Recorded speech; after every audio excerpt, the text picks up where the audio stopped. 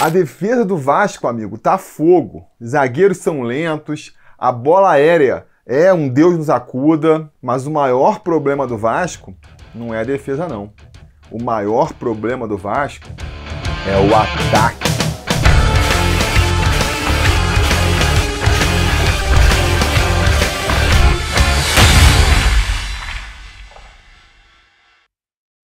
Fala, torcida vascaína, Felipe Tiru de volta na área com mais um Sobre Vasco AV, o seu podcast do Atenção Vascaínos. Então, se você está assistindo a gente no YouTube, no nosso canal do AV+, saiba que você também pode consumir o nosso programa por podcast. É só procurar lá no seu agregador preferido pelo AVcast, o podcast do Atenção Vascaínos, e receber todas as terças e quintas aí diretamente no seu celular, né? O nosso podcast do Atenção Vascaínos. Se inscreve no canal, já aproveita para deixar o like também no nosso vídeo, para a gente saber, né, que vocês estão curtindo. E também aproveita para seguir a gente nas outras redes sociais, é só procurar pelo @avascaínos. Mas bora falar sobre Vasco, vamos falar sobre o grande problema do Vasco a ser resolvido no restante da temporada, que para mim é o ataque do Vasco. É o ataque, não tô aqui falando que a defesa está resolvida, que a defesa não tem problemas, né? Que nem eu comentei na entrada. A gente sabe, a zaga é lenta, a bola aérea defensiva é um problema endêmico desse time do Vasco, parece que não consegue resolver. São poucas peças de reposição,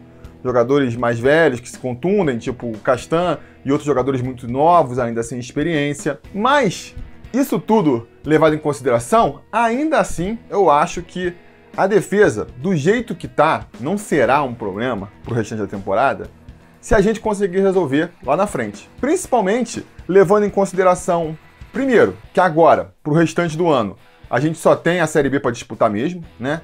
Então, assim, a gente tem que levar em consideração a qualidade dos nossos adversários. Essa defesa aí, contra um time de Série A, contra um time com realmente atacantes qualificados, a gente vai passar um dobrado. Agora, contra esses ataques de Série B aí, dá para segurar as pontas, né? Dá para segurar as pontas, a gente vê, há 2 jogos que a gente não toma gol, por exemplo, mesmo com todos esses problemas, né? E depois, se a gente consegue resolver lá na frente, mesmo que eventualmente a gente tome um gol lá atrás, a gente consegue compensar, né? Se a gente consegue marcar ali uns 2 gols por partida, mesmo que a gente tome um gol lá atrás, não chega a ser problema, não chega a ser problema. Agora, vocês conseguem imaginar o Vasco fazendo 2 gols numa partida? É cada vez mais difícil, né? Se não tiver o Germancano, então, parece que é impossível, porque o Vasco não consegue criar oportunidades de gol. Essa que é a grande verdade. Se a gente pega aí os últimos jogos do Vasco, aí teve lá aquela estreia do Lisca, 4-1 contra o Guarani, e tudo parecia lindo, mas, pô, dali pra frente, a gente jogou contra o São Paulo, não fez gol. Aí depois jogou contra o Botafogo, não fez gol também. Vai fazer um gol novamente contra o São Paulo ali, depois que o jogo já estava resolvido. Aí vai, faz um golzinho só contra o Vitória e um golzinho só contra o Vila Nova. E o pior, se você tira os gols e tenta pegar outros lances onde o Vasco teve oportunidade, não vai achar, né? O Vasco, pelo menos, tem sido bem eficiente. Nas poucas chances que cria, tem feito os gols. Mas são muito poucas chances. São muito poucas chances. E se a gente não melhorar nesse aspecto, vai ser sofrido até o final do campeonato. Vai ser esse sofrimento que a gente tem visto aí. Pega um time da parte de baixo da tabela, jogando em casa, que nem foi o caso aí do Vila Nova, e vai penar para ganhar, porque é um parto para conseguir achar um gol. Isso é muito complicado. Isso é muito complicado. E por que está acontecendo isso, né? A gente vendo as partidas aí, por que o Vasco tem tanta dificuldade de fazer gol? Cara, para mim, são alguns aspectos, né? O primeiro deles é que o Vasco não consegue jogar pelas laterais. Isso é algo que irrita demais, né? Ver como o Vasco não tem essa capacidade de jogar pelos lados, de procurar a linha de fundo. Sendo que se você for ver os lances do Vasco, os gols do Vasco na temporada, você vai ver que muitos gols saem assim. Então quer dizer, mesmo a gente vendo que quando vai à linha de fundo, o Vasco consegue criar chances, consegue fazer gols, por que o Vasco não faz mais esse tipo de jogada? Sabe, eu não consigo entender. Ou até consigo, né? Na verdade, acho que é um problema do perfil dos jogadores. Mais um erro da montagem de elenco aí. Porque se a gente for ver, os nossos laterais não vão para a linha de fundo. Na lateral esquerda, a gente tem um jogador destro, o Zeca, que vai estar sempre procurando afunilar. E quando eventualmente chega na esquerda, não tem o pé esquerdo.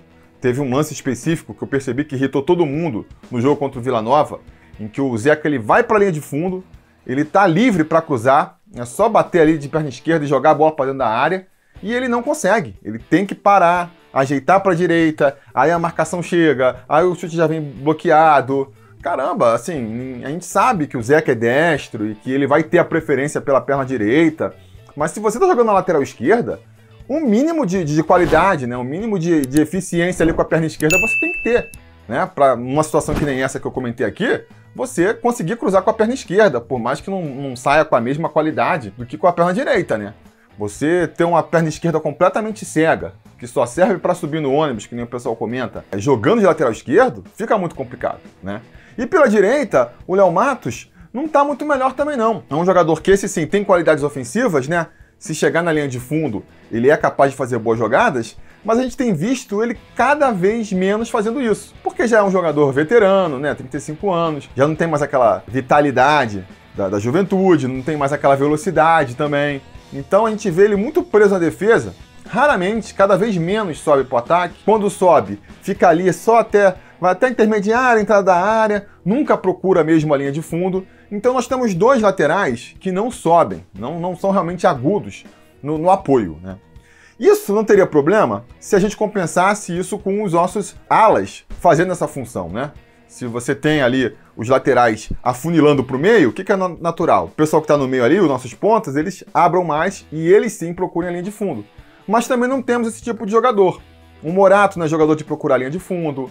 O Marquinhos Gabriel não é jogador de procurar a linha de fundo. O Peck, que jogava por ali, jogando pela direita, é um jogador que também afunila muito para o centro, né? Quem tem mais esse perfil aí, até pela velocidade de fazer essa função de buscar o fundo, é o Léo Jabá, né? É o Léo Jabá. Faz isso eventualmente, mas aí cai em outro erro, que é outro problema que a gente está enfrentando também, que é ali a falta de qualidade, o refino na hora de finalizar as jogadas. O Vasco cria poucas chances de ataque e, cara, quando cria, tá tomando a decisão errada, né? São dois problemas. Primeiro, na maioria das vezes a gente vê os jogadores tomando a decisão errada. A gente vê isso muito com o Léo Jabá. Quando tem que finalizar, resolve tocar. Quando tem que tocar, resolve finalizar. Quando é pra soltar a bola, resolve driblar. Quando é pra driblar, resolve soltar a bola, né? Marquinhos Gabriel também nesse jogo contra o Vila Nova cansou de fazer a escolha errada. Pô, driblou quando era para lançar, isso tudo que a gente comentou, né? E depois tem outro problema também, que é a qualidade na execução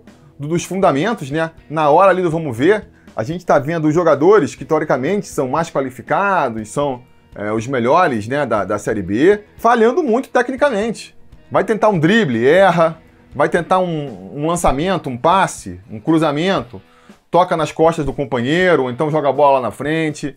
Se vai finalizar, abre ali o campo para poder tentar um chute, chuta para fora. Desse jeito não dá, né? Desse jeito não dá. Pô, Felipe, mas você tá falando um monte de problema e cadê a solução, então? Qual que é a solução para resolver esse ataque do Vasco? Pois é, o problema é fácil de apontar, né? Como resolve é realmente o pulo do gato, é a grande dificuldade, mas assim, o que eu posso ver de possibilidades, né? Pra gente ver o Vasco um pouquinho mais eficiente no ataque, que, cara, se a gente conseguir produzir um pouco mais lá na frente, acho que o caminho aí pra Série A, ele se desanuvia na nossa frente, né?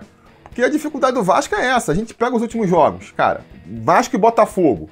Pô, o Vasco sofre um gol com 1 minuto de jogo, então tem aquela pressão desde o começo da partida pra buscar o empate que fosse, e não consegue criar uma chance de gol.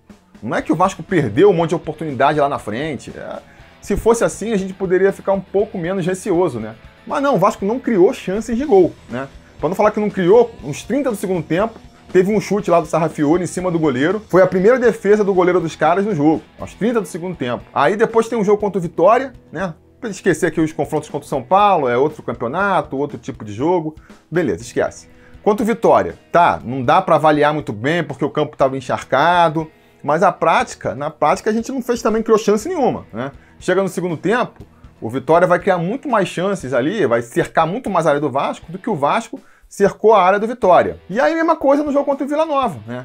Que é um jogo que não tinha questão de chuva, não tinha questão de tomar o gol atrás e ficar nervoso. O Vasco tinha todas as condições ali de tentar impor seu jogo e mais uma vez não impôs, né?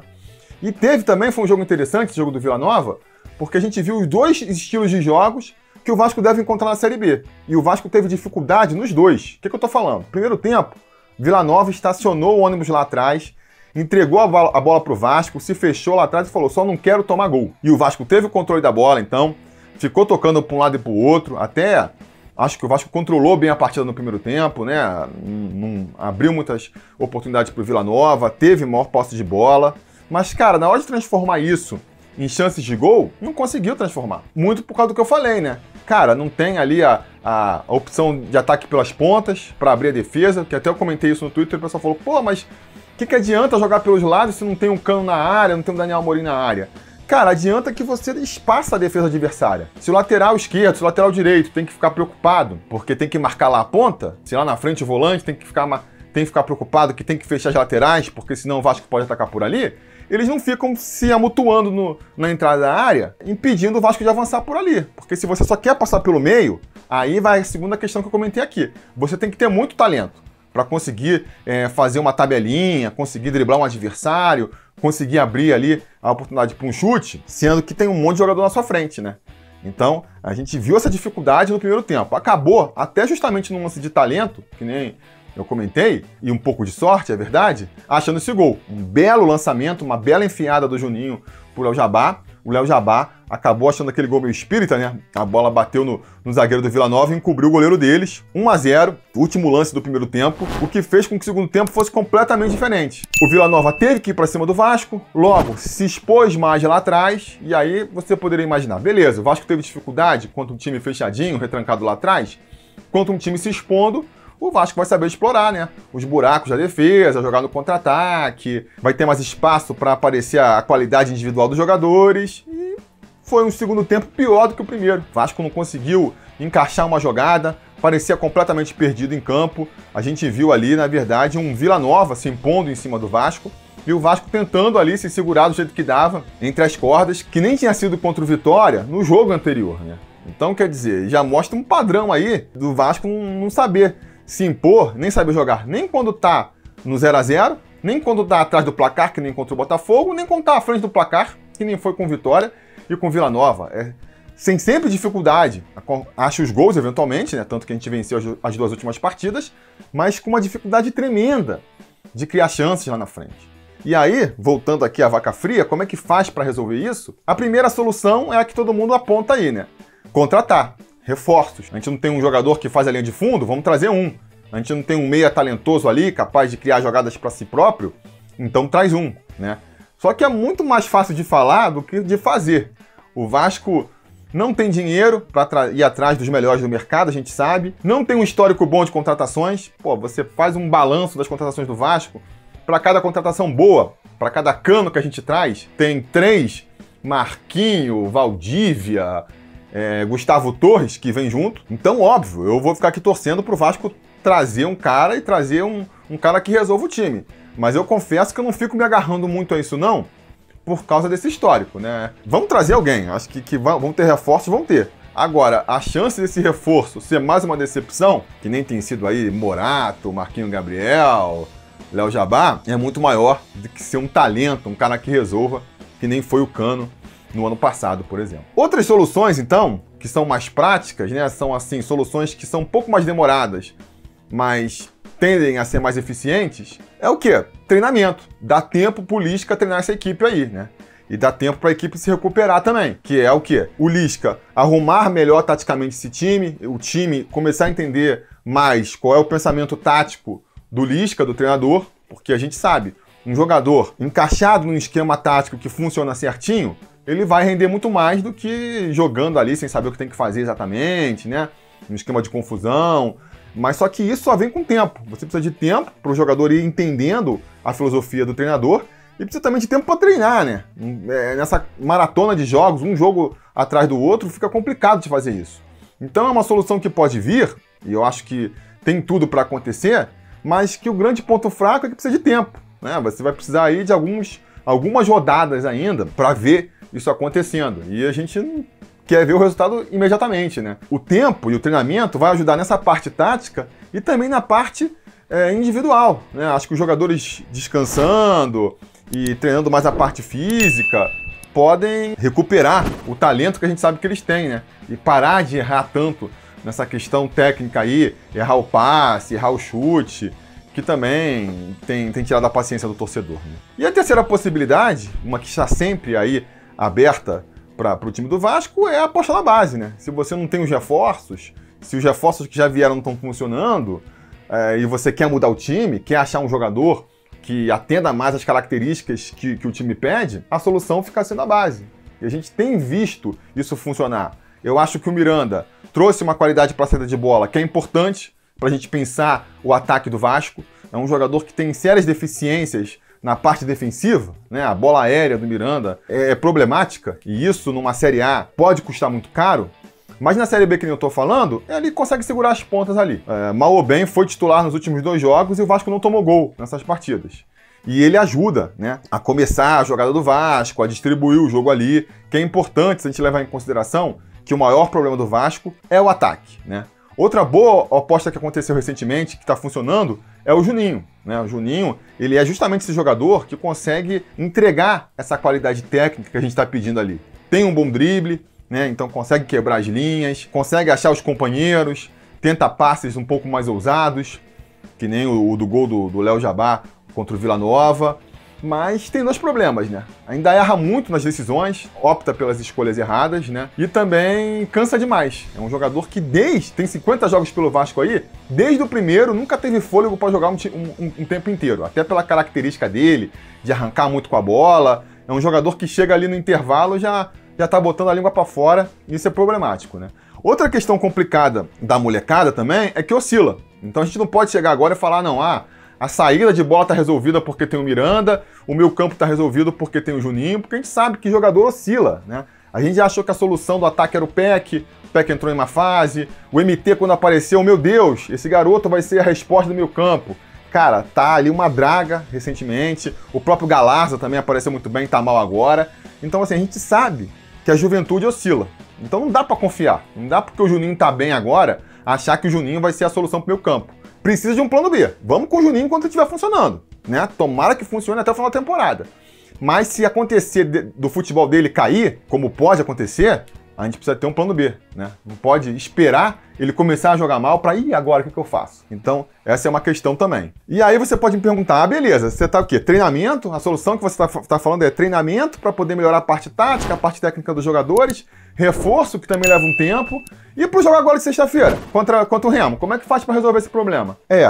Aí é mais problemático, né? Aí realmente é mais problemático, mas aí não é assunto para esse podcast agora, não é assunto para esse programa, é assunto para amanhã, quando a gente vai ter o Preleção sobre Vasco, para falar especificamente dessa partida. Então já fica o convite aqui, voltem amanhã aqui no Atenção Vascaínos, aqui no nosso segundo canal, o Ave Mais, né? Que ali, um pouco antes, lá para as 3 horas da tarde, a gente vai estar lançando o Preleção sobre Vasco para comentar especificamente desse jogo contra o Remo e o que o Vasco precisa fazer para, com todos esses problemas e mais os desfalques que tem também, conseguir voltar lá do Pará com 3 pontinhos que vão ser fundamentais, importantíssimos para a gente se consolidar no G4. Beleza? Posso contar com a audiência de vocês amanhã? Eu espero que sim. Até lá, a gente vai falando.